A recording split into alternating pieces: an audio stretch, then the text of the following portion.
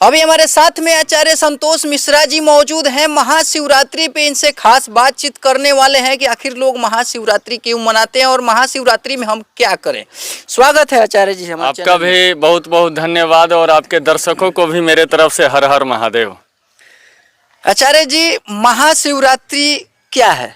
देखिए, शिवरात्रि और महाशिवरात्रि प्रत्येक 12 महीना में शिवरात्रि होता है, जो प्रत्येक कृष्ण पक्ष के त्रयोदशी और चतुर्दशी तिथि के संयुक्त होने पे लगता है। लेकिन फाल्गुन कृष्ण पक्ष त्रयोदशी और चतुर्दशी तिथि संयुक्त होने पे जो शिवरात्रि होता है उसको हम लोग महाशिवरात्रि के नाम से जानते हैं। जानते हैं क्यों? क्योंकि इसी दिन भगवान शिव वैराग्य छोड़ करके माता पार्वती के संग एक दूजे के हुए थे। यानी भगवान शिव और माता पार्वती के शुभ विवाह का मुहूर्त के दिन को हम लोग महाशिवरात्रि के नाम से जानते हैं। महाशिवरात्रि के नाम से जानते हैं जी जी। अच्छा, भगवान शिव का विवाह हम सुने हैं कि लव मैरिज हुआ है।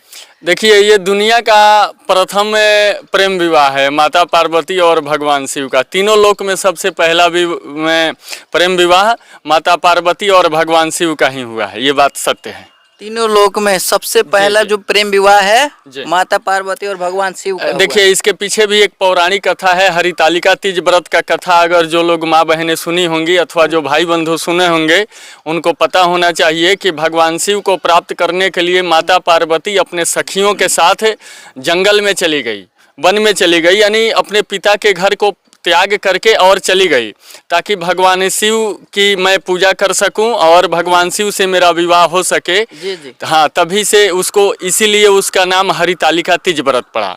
और ये यथार्थ सत्य है कि दुनिया का पहला प्रेम विवाह भगवान शिव और माता पार्वती का ही हुआ था। जी। अच्छा आचार्य जी, महाशिवरात्रि के दिन जो लोग पूजा करते हैं किस मंत्र का उच्चारण करें?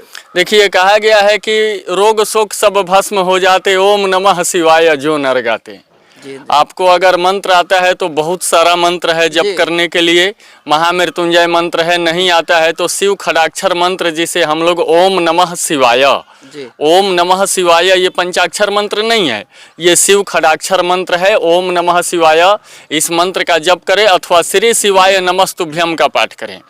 अगर संभव है तो महामृत्युंजय का जप करें, या एक रुद्राष्टकम में स्तोत्र है जो रुद्राष्टकम स्तोत्र का भी आप पाठ कर सकते हैं, मनोवांछित फल की प्राप्ति होगी। जी। आचार्य जी, भगवान शिव और माता पार्वती के जो लोग पूजा करते हैं, बहुत लोग बेलपत्र चढ़ाते हैं, घी चढ़ाते हैं, प्रसाद चढ़ाते हैं, तो आखिर असली मायने में क्या चढ़ाना चाहिए? देखिए, भगवान की पूजा आप कर रहे हैं और भूत भावन भगवान भोले शंकर की पूजा कर रहे हैं। जिनको कहा गया है कि जो अमृत पीते हैं उन्हें देव कहते हैं और जो विष पीते हैं उन्हें देवों के देव महादेव कहते हैं। ठीक है ना? कहा गया है कि जिस इंसान के ऊपर अगर भगवान शिव की कृपा हो जाए तो इंसान जीव से शिव बन जाता है जब भगवान शिव की कृपा इंसान के ऊपर होती है। ठीक है? तो महादेव को अर्पण करने के लिए दुनिया की समस्त सामग्री भी कम पड़ सकती है, लेकिन यथाशक्ति तथा भक्ति। भगवान अगर आपको जो भी दिए हैं, जितना दिए हैं, गाय का दूध, दही, घी, मधु, शक्कर, गंगाजल, अक्षत, हल्दी, सिंदूर, अबीर, रोली, मौली, दुर्वा, बिल्व पत्र, समी पत्र, मंदार पत्र, तुलसी मंजरी, आप को जो भी उपलब्ध हो सके आप भगवान शिव को अर्पण करें और उनकी पूजन अर्चन करें। मतलब कि इस पृथ्वी पे जितना भी सामग्री है सब भगवान शिव को चढ़ सकता नहीं, जितना सामग्री नहीं चढ़ता है, लेकिन उसी में से जो भगवान शिव को प्रिय है वो सामग्री आप भगवान शिव को चढ़ा सकते हैं, पूजन अर्चन कर सकते हैं। जी।